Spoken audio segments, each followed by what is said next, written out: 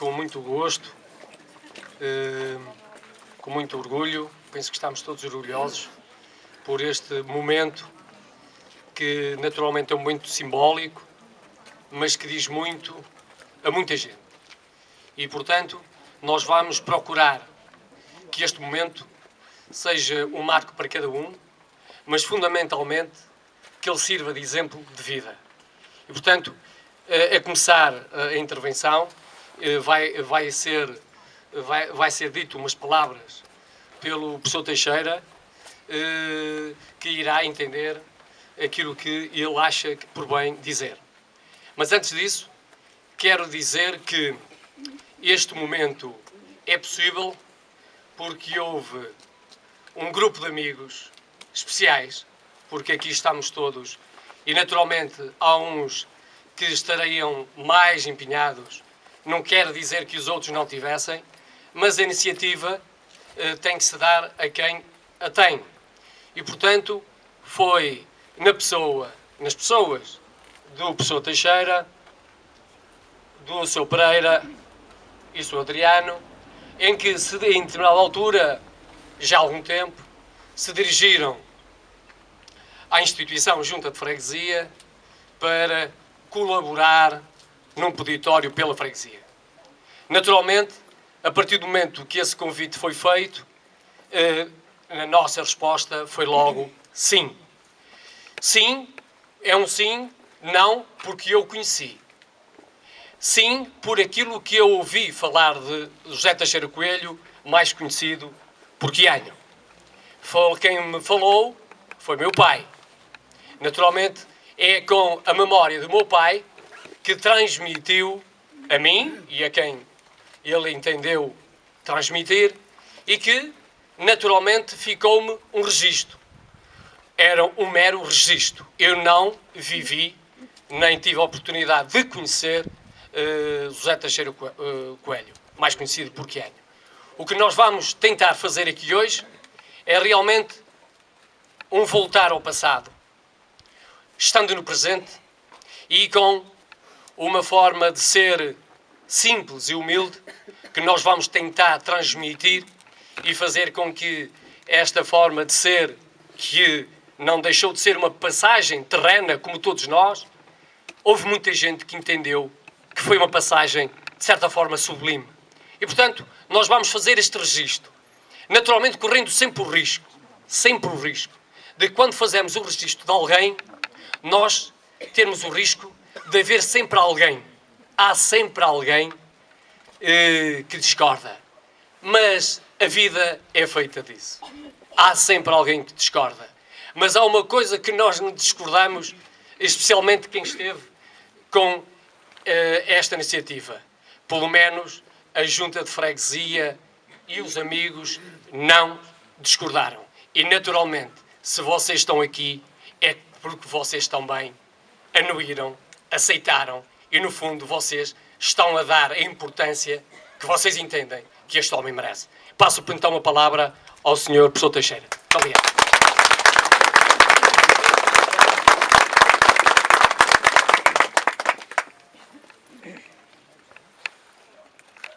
Eu vou-me servir aqui numa pequenina cábula onde tenho aqui uma orientação para vós. Bom, a primeira coisa que eu peço a esta distintíssima Assembleia é isto: silêncio, que é respeito. Depois peço que não batam palmas de maneira nenhuma. E a terceira parte é para as pessoas. Desculpe, professor. Senão, por isso é que nós vamos buscar o microfone. Senão ninguém percebe a mensagem. E... encoste mesmo. Caramba. Tem que ser. Já para mais baixo. Não, senão não se ouve, professor. Começa de início. Bem, então eu vou repetir outra vez. Sim, senhor. Portanto, o que peço a esta distinta Assembleia é, primeira coisa, silêncio, sem sinal de respeito por aquele homem. A segunda é que não batam palmas às palavras que aqui se vão dizer. E a terceira é que se houver aqui pessoas Tem que se encostar que mesmo. saibam alguma coisa sobre a vida do Quianho, a contem aqui. Eu já sei que até há aqui uma pessoa que está envergonhada, que trouxe um poema muito lindo e tem vergonha de o dizer. Vai dizê-lo. Vai dizê-lo. Portanto, vamos esperar. Ora bem, a primeira coisa que aqui vamos falar é da origem do Quianho. Está aqui muita gente que não sabe porque é que se chamava o Quianho. Alguém sabe, mas são muito poucos. E era extraordinário. A mãe do Quianho, este pobrezinho, nasceu ali em Campezinhos. Era filho de lavradores, pobres e bastantes irmãos. Acontece que, por altura da Páscoa, a festa da Páscoa, a mãe, com muita dificuldade, assou lá um bocadinho de carne de cabrito. Ganho, pois. E então, o Zé, que raras vezes lhe era tocado, raras vezes lhe era servido aquilo, e ele gostou. E como gostou, pediu mais. Que anho. E ele tinha um problema de dislexia. Ele não falava bem, não em pequeno como em grande. Em grande ainda era pior. Em pequeno, então, diz que ainda era pior também a sua dificuldade em falar. Portanto, como ele pedia que anho, a mãe, quero anho, a mãe disse, oh homem, vais ficar do que anho. E assim nasceu o nome, o apelido de Quianho. Pronto, está elucidado sobre isso. Agora vou ler um artigo que a Flor do Tâmega já foi publicado após a morte dele. Este artigo que vou ler aqui, na Flor do Tâmega, que era uma flor, um jornal velhinho, que teve muitos anos de existência, e ainda hoje esta flor exala um perfume extraordinário, de saudade e de recordação. E vai o artigo, e outra coisa posso dizer, é que o diretor concedeu-lhe um título de primeira página. Ali foi publicado em primeira página. Está aqui, vou mostrar a Flor do Tâmega, já velhinha. A flor era em branco, não está por lá. Esta é velhinha, tem uma tonalidade amarela.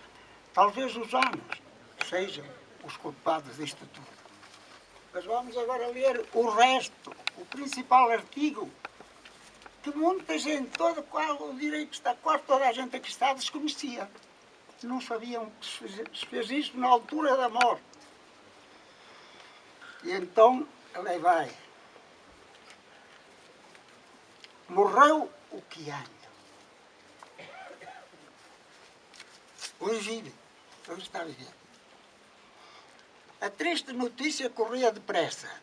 E em pouco tempo, toda a gente sabia que o Quianho se despedira dos vivos para iniciar a longa caminhada da eternidade.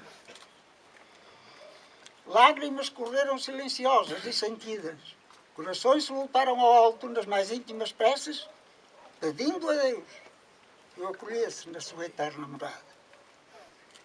Desaparecia para sempre uma das grandes figuras típicas da nossa terra, que em vida teve o condão de ter amigos. Toda a gente o conhecia e ninguém lhe negava a sua esmola. E todos o estimavam. Pobre, muito pobrezinho. Outra coisa não tinha que não fosse a caridade. Era, no entanto, riquíssimo das suas excepcionais qualidades de educação e honestidade.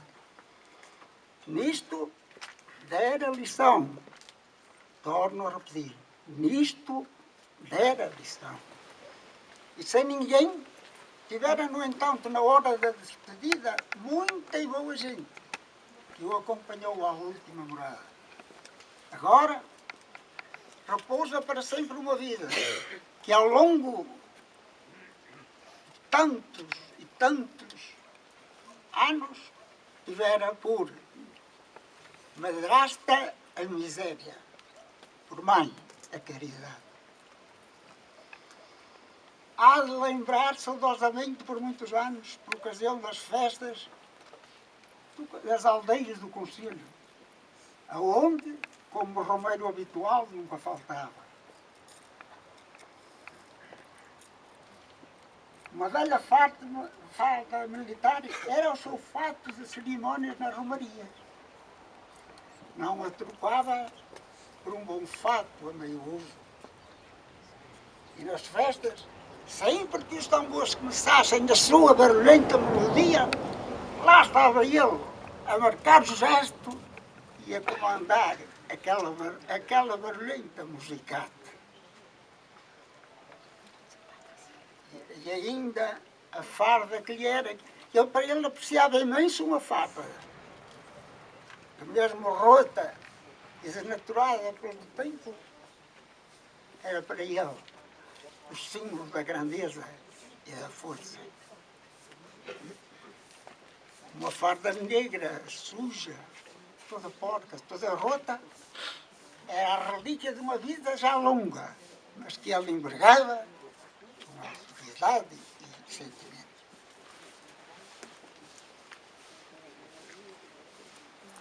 Há de lembrar àqueles que o tinham como comensal ordinário da sua casa e àqueles que generosamente lhe davam a sua esmola. E há aqueles que já inanimados levantaram do chão e há aqueles que piedosamente lhe cerraram os olhos para sempre. Cabe à freguesia da Lomba perpetuar o seu nome. Isto foi dito há 44 anos. Cabe à freguesia da Lomba perpetuar o seu nome, já que fora dela embaixador itinerante. Foi por todo lado, ele espalhou o nome dela. Bom, está dito. Aqui dentro está outro artigo, que foi feito por Sr. Domingos. Paulo vai pôr lá. Dá-me um bocadinho de água.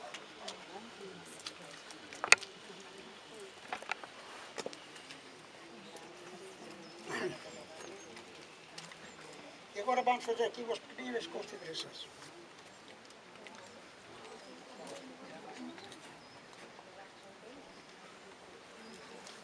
Era injusto, e mesmo injusto, se não citasse aqui determinadas pessoas.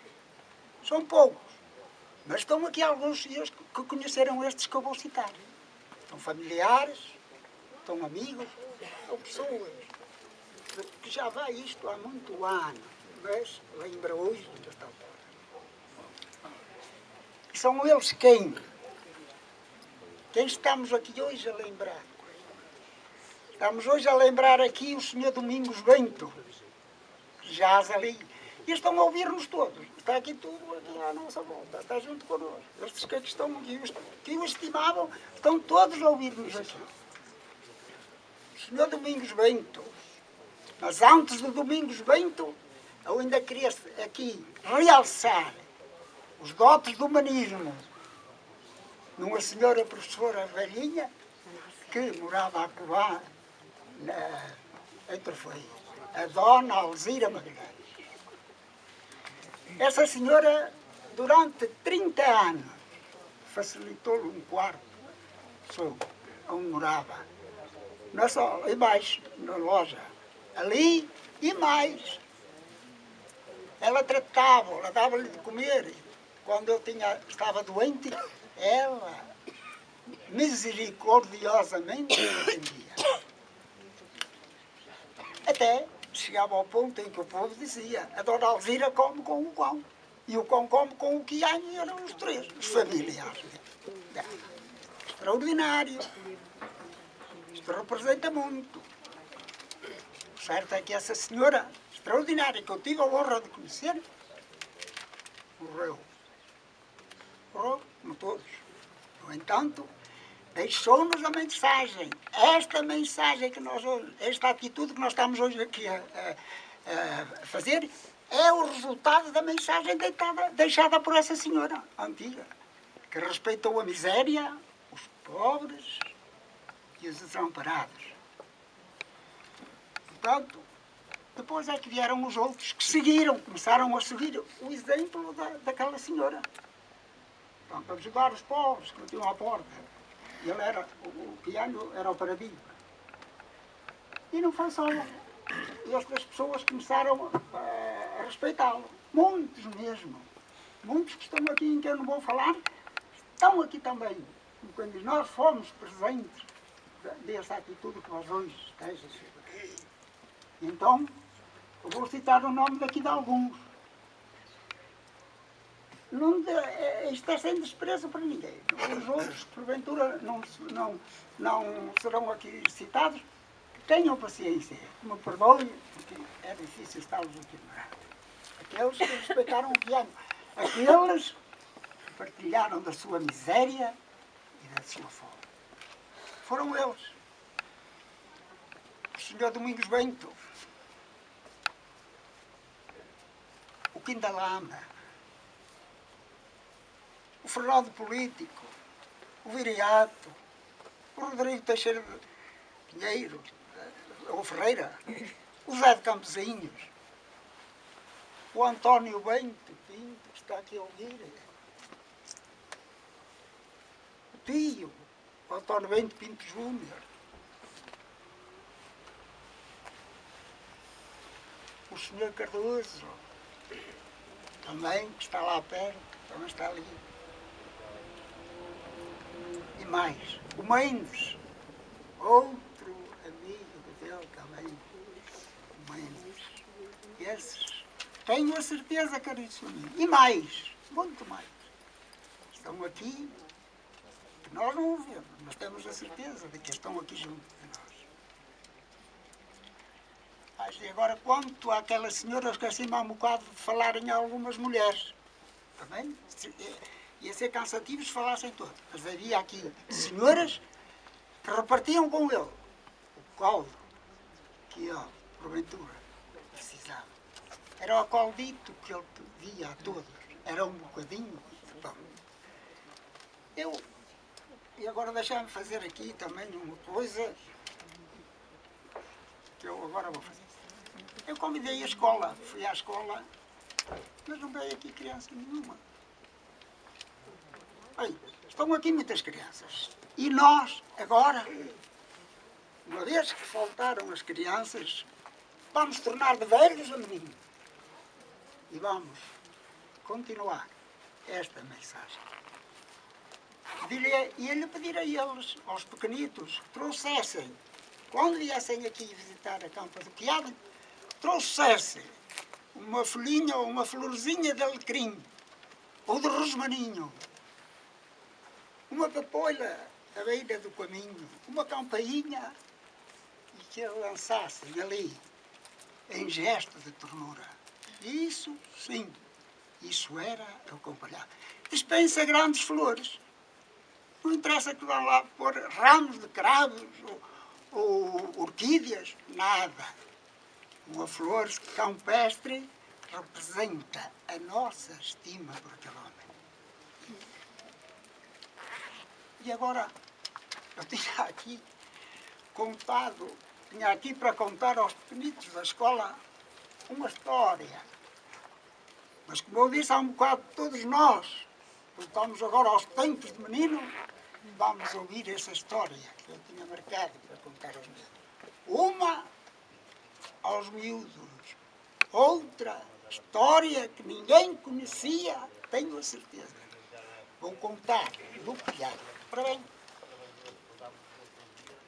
a história que eu tinha reservado para contar aos miúdos é esta. Eu agradecia que estivessem caladinhos, pode falar, falam depois. A história que eu ia contar era esta. Passou-se lá longe, num país distante, passou-se essa história.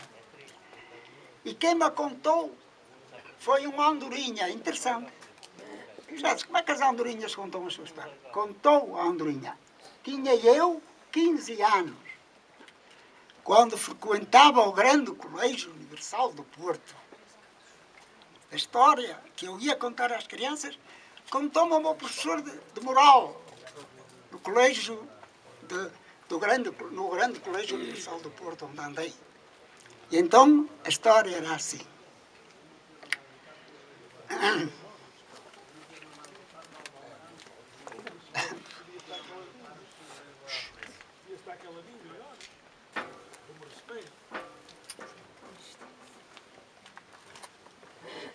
Era contada por uma andorinha que vinha lá, que seguia o seu ciclo de vida. Ela tinha o seu ciclo migratório e vinha a caminho da terra onde ia fazer o término da sua viagem. E olhou, vinha a caminho na sua rota, no seu caminho para chegar à origem, e olhou para trás e viu que longe, a serra, no alto daquele país que ficava tão distante, ali havia um brilho extraordinário. Brilhavam ali, sei lá, aquele aspecto era de grande quantidade de luz e riqueza. E a andorinha atenta, desviou a sua rota e aproximou-se para ver o que aquilo representava. E então o que era que ela viu? Colunatas altíssimas que se levantavam para o céu, em marfim. O cimo era rodeado de ouro, que brilhava a quilómetros e quilómetros. E a andorinha observou, e tem graça, que desviou mais a rota. Já que estou aqui, também agora vou ver se compreendo o que se estende por este país fora, o que se passa. E em voo rasante, ela foi e pousou depois num fio da eletricidade. Lá encontrou outra andorinha. Interessante. Lá encontrou outra andorinha. Conversaram. E ela disse-lhe assim, olha, eu estou admirada, primeiro a andorinha, estou admirada pelo que vi, colunatas de ouro.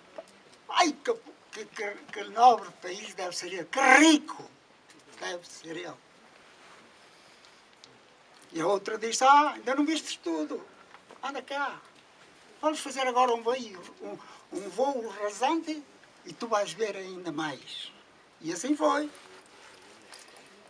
Fizeram o voo rasante e que é que elas foram encontrar?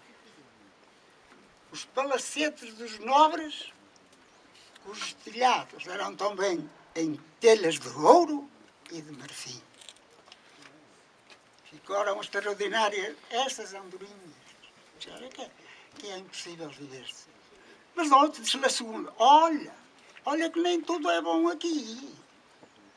Repito, olha que nem tudo é bom. E agora peço, é esta parte final da história que todos devem entender.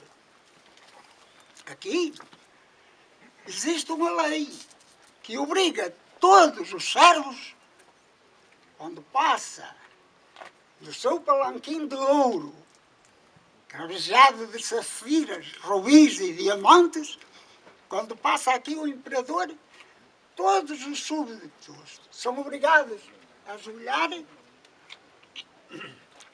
a cabeça até o chão, em sinal de obediência e de respeito.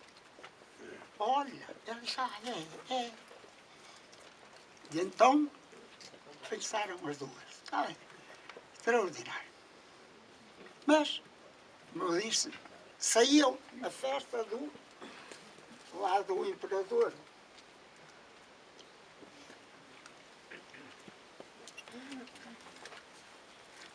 Levado ao ombro por 4 puxantes, servos, escolhidos já para o efeito, para transportar aquele pesado palanquim de ouro onde o rei ia implantado. E, enquanto passava a comitiva, lembrar agora, isto é para marcar. Na berma da estrada, um homem, ali, sozinho, indiferente ao penúrio, àquela grandeza que passava, desiludido de tudo, nada interessado no que estava a acontecer, esquecido dos deveres que tinha, de obediência, de respeito, porque não se curvou um chefe da comitiva, brandiu-lhe uma severa chicotada. A sepultura depois em si é isto. Para meu ver, quando a nossa, esta comissão se lançou mãos para fazer esta homenagem, era para que aquela sepultura que está perpétua fosse a campa, depois de qualquer pobrezinho que porventura passasse por aqui. Tem ali a sua morada. E todos que estão aqui e ouviram estas palavras são testemunhas de que aquela campa é de um outro pobre que porventura passe por aqui e não tenha onde cair morto. Portanto, é essa a nossa ideia, a nossa... Bom, está dito. E agora eu vou aproveitar para dar uma correção a um livrinho que está lá. Está lá um livro que foi feito pelo Dr. Vanzeler de Macedo, Dr. Luís Vanzeler de Macedo. Pediu a minha colaboração. Mas peca, porque lá não diz a verdade. Ele diz assim, o Quianho, lá, naquele livrito que está lá, diz assim, o Quianho vinha de Amarante para cima, com uma pinguita aos tombos, caiu na valeta e só apareceu o outro dia. Não foi assim, caríssimo. Diz acolá isso. Diz acolá que ele caiu na valeta e só outros dias é que apareceu enregelado ou congelado, até parece que é o título. Não. Não foi assim. Está aqui uma senhora que concretiza aquilo, as minhas palavras, que disse sim, foi verdade. Não. Que é a Dona Glorinha da Venda. Dona Glorinha. O homem foi lá, pediu-lhe um copinho de aguardente, um pão. Comeu, ficou satisfeito, retirou-se para baixo de uns sobreiros que havia lá no alto. Estou o braço e acabou ali. Foi ali que ele morreu. Não é como descreve o doutor, está lá. Foi ali. Portanto, está tudo dito. Agora, vamos ainda tirar. Mas só no fim, porque o Paulo ainda vai ler o artigo, vão ter um bocadinho de paciência, vão ler o artigo que o Domingos Bento está ali também a ouvir. Está aqui. Escreveu. E se porventura eu deixei de citar muitos que foram amigos deles, perdoem. Eles vão perdoar. Eles sabem que eu não esqueci, que os conheci todos. A Flotâmica, nesta aqui, a velhinha, e que tinha aqui um quadro, uma praceta extraordinária que agora os jornais não têm. É esta, a voz das aldeias. Era aqui que os correspondentes das aldeias, apenas com a quarta classe, falavam, escreviam para ali. E então aparecia aqui notícias da Lomba, notícias sobre Figueiró e tal. Ali, aqui nesta flor velhinha que já secou há muito e que está aqui ainda, uma senhora que foi diretora dela, esta flor continua a exalar um perfume que dificilmente é extinguido. É pena que tivesse morrido.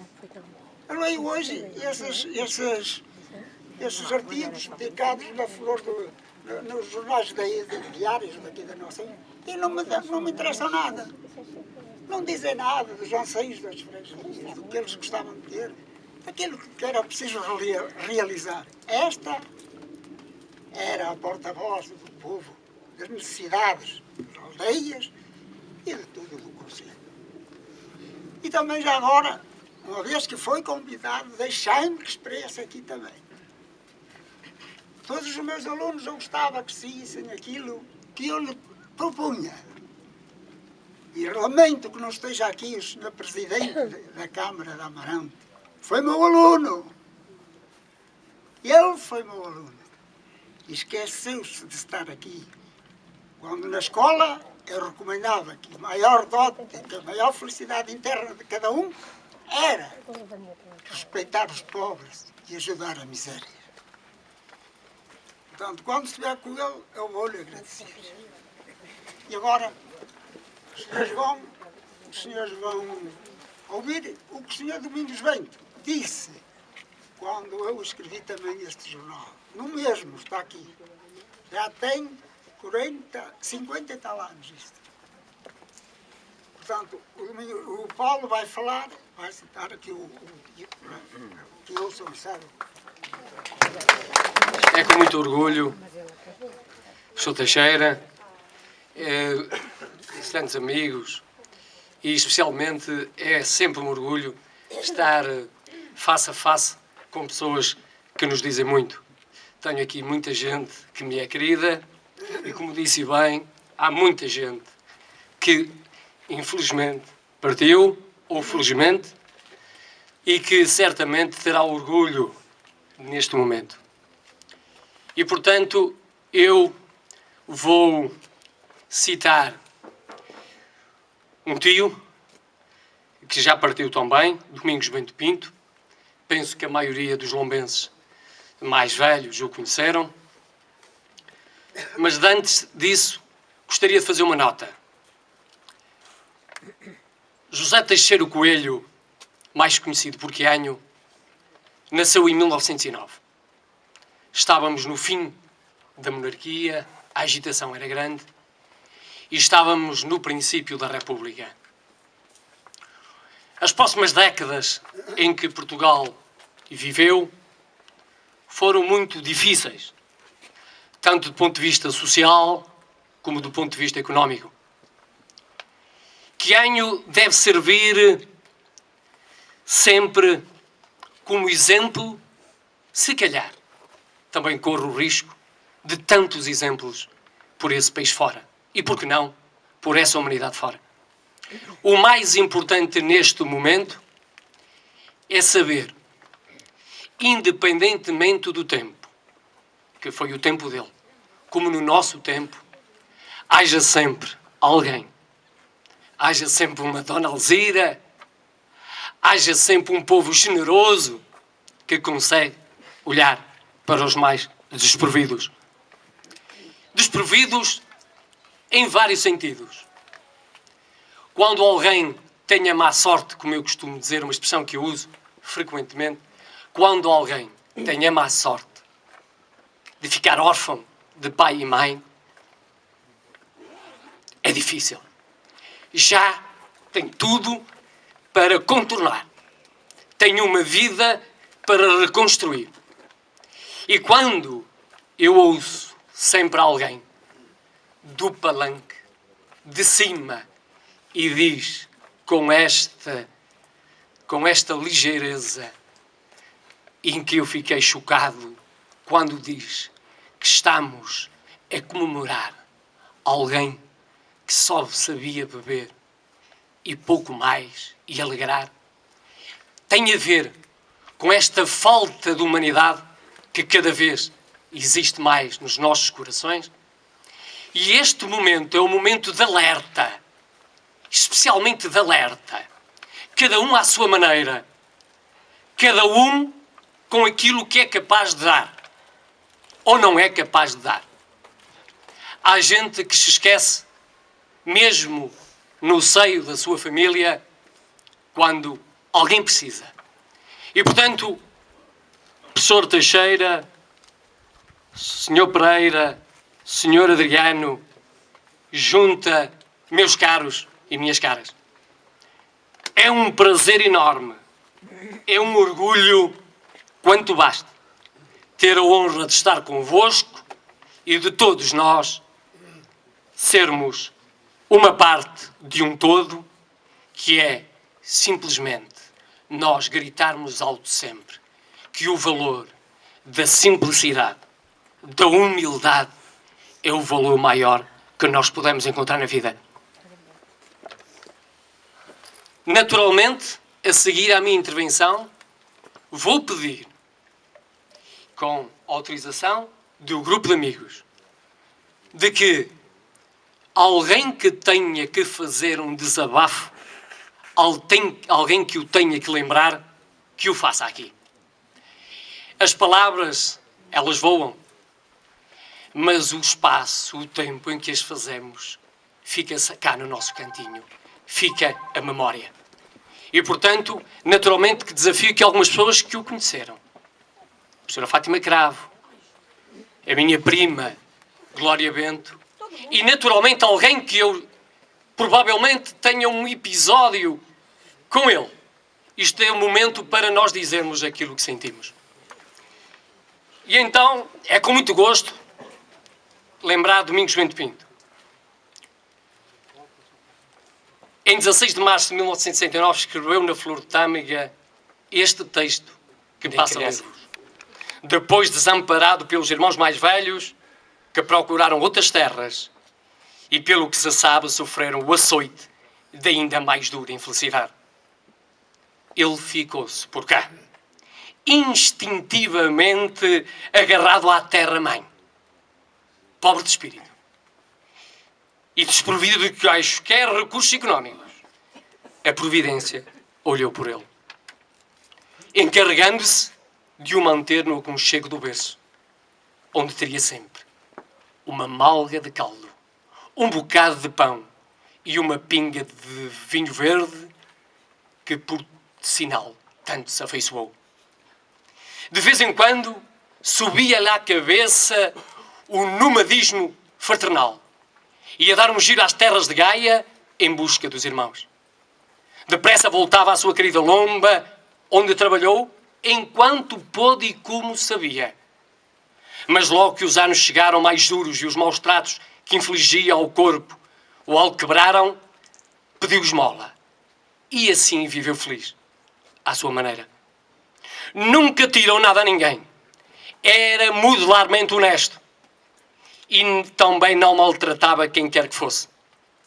Tais predicados foram o êxito da sua vida, granjeando-lhe confiança e estima gerais. Tinha ideias extravagantes e gostos peculiares. As suas notórias propensões para a música levaram-no a arranjar toda a casta de instrumentos que procurava tocar para justificar a esmola. E a sua grande intuição religiosa foi a força criadora das suas conhecidas procissões, não é, Fátima? Onde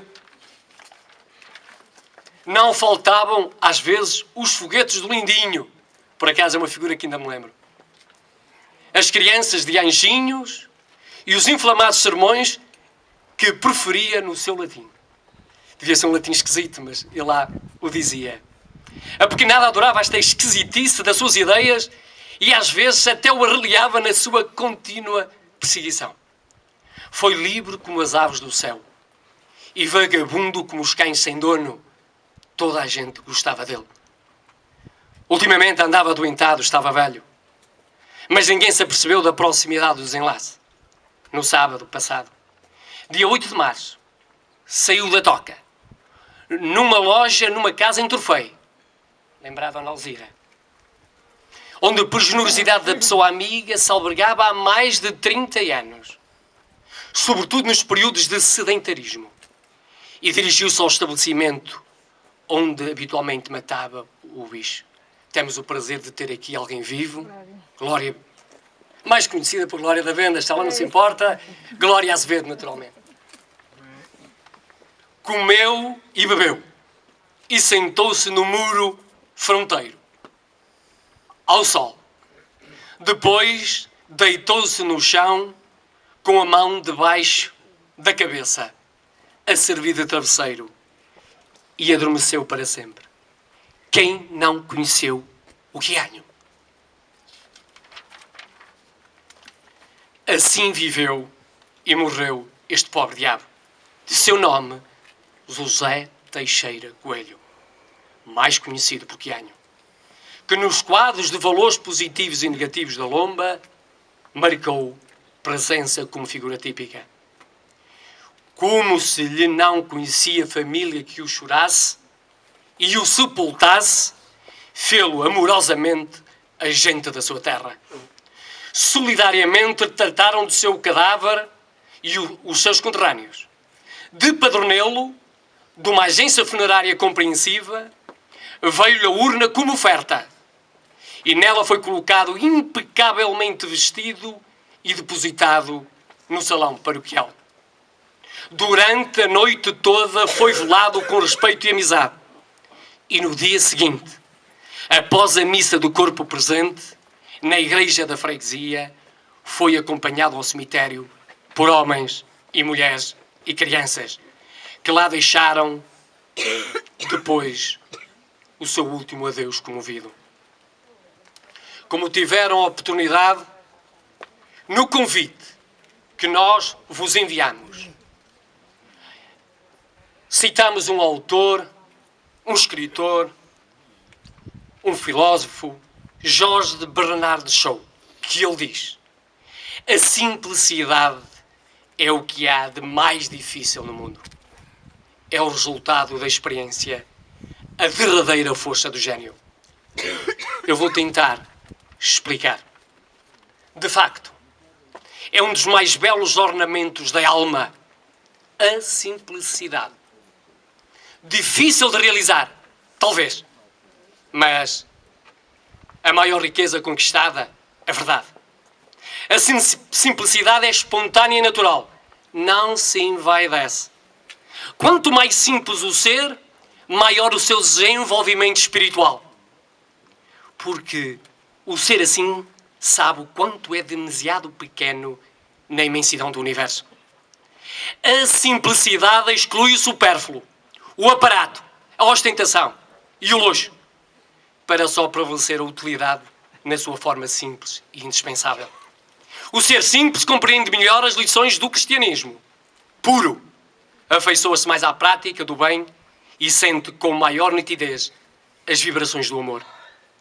Simplicidade não é deixar de se humilhar, mas compreender a sua fragilidade perante as leis universais, naturais e imutáveis. E nunca cometer a imprudência de humilhar o seu semelhante. Assim, a simplicidade e a verdade não são sinónimos, mas convergem para o mesmo ponto, no encontro com a sabedoria. Abrir as janelas da consciência e verificar que só a verdade e a simplicidade tornam o homem livre e digno de ser humano. O que nos levou a realizar esta homenagem foi a amizade que os vivos e os que já partiram sentiram por ele. Estamos aqui hoje a homenagear José Teixeira Coelho, mais conhecido por Canho, em diferentes formas. Os que estão cá e os que já partiram. E assim apetece-me, quando falamos em amizade, citar Albert Einstein. Pode ser que um dia deixemos de nos falar, mas enquanto houver amizade, faremos as pazes de novo, com esta bela e simples homenagem,